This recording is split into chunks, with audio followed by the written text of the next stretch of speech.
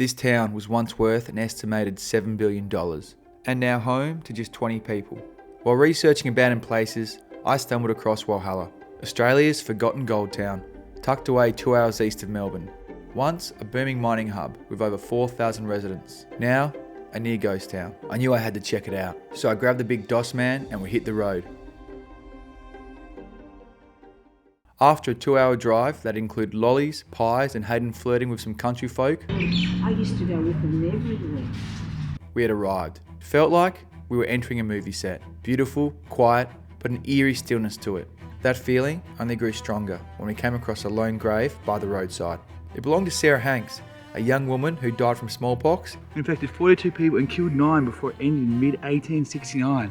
There's a cemetery nearby, so why was she buried here, all alone? Inside the general store, one of the town's few remaining locals gave us the answer. Did you see the lone grave of Sarah Hanks? Yes, that freaked me out a bit. What, smallpox into Walhalla? So she brought it. She brought it She in. brought it in. Damn. And when she died, the townsfolk wouldn't let her body be taken through the township and buried up at the cemetery. So they just took her straight out the back door and threw her down a pre-prepared 8-foot hole. She also told us about what some of the ghosts have been getting up to. Telling me about they got a ghost tour, and this is the photo of her, right? And that's her colleague, and that's her, and that's not her hand apparently.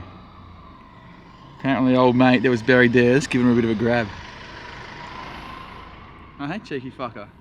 And then, the history of the town. Gold was first discovered here in 1862 by a convict named Edward Ned Stringer. Just 3 years later, the Long Tunnel Extended Gold Mine opened, one of the richest mines in Australia's history. For the next 50 years, Walhalla thrived. More than 13.7 tonnes of gold were pulled from the earth. But in 1914, the mine shut down. Deep underground mining had become too dangerous and too expensive. 7 years later, the town's population had dropped to just 235. We had one final question. Where was the pub? Which we then proceeded to drive down to. Toyota Pajero, 4-ton towing capacity, 56-litre turbo diesel engine, dual cab as you can see. Shh. Toyota. Shh. The Wally pub consisted of one room, offering more in memorabilia than tables and chairs. We asked the bar staff what it was like working in such a small pub that catered for 20 odd people.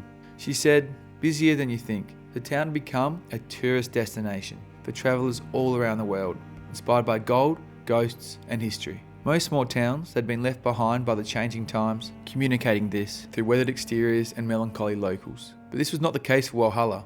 The town is maintained to replicate its earlier glory, with the few locals the town had inspired enough to make sure of this, resulting in a town not rich in gold but history, showing this not through trade but tourism.